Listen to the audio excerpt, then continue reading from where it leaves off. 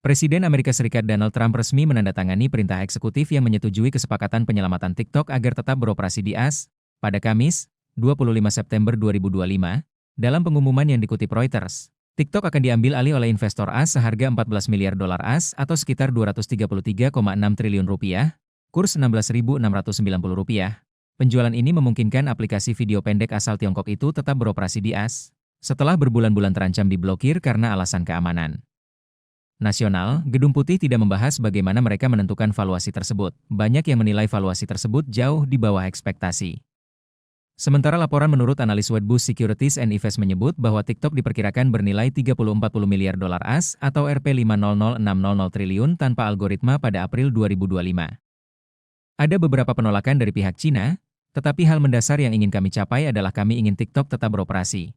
Tetapi kami juga ingin memastikan bahwa kami melindungi privasi data warga Amerika sebagaimana diwajibkan oleh hukum, ujar Wakil Presiden JD Vance. Sesuai pengaturan yang direncanakan, pasca akuisisi disahkan induk perusahaan TikTok yang berbasis di Beijing berjanji akan melepaskan sebagian besar kepemilikan bisnisnya di Amerika Serikat. Sebagai gantinya, sebuah perusahaan patungan baru akan dibentuk untuk mengelola operasi TikTok di AS. Dalam struktur ini, sebagian besar kendali jatuh ke investor Amerika dan internasional, termasuk Oracle, Silver Lake, dan dana investasi MGX yang berbasis di Abu Dhabi, yang bersama-sama akan menguasai sekitar 45% saham. Dengan demikian, pengelolaan harian, kebijakan keamanan data, dan operasional platform TikTok di AS berada di bawah kendali investor yang berbasis di Amerika, dengan pengawasan teknis dari Oracle.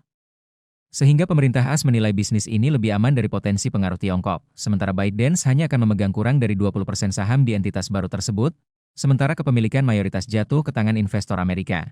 Ini dimiliki oleh orang Amerika, dan orang Amerika yang sangat canggih.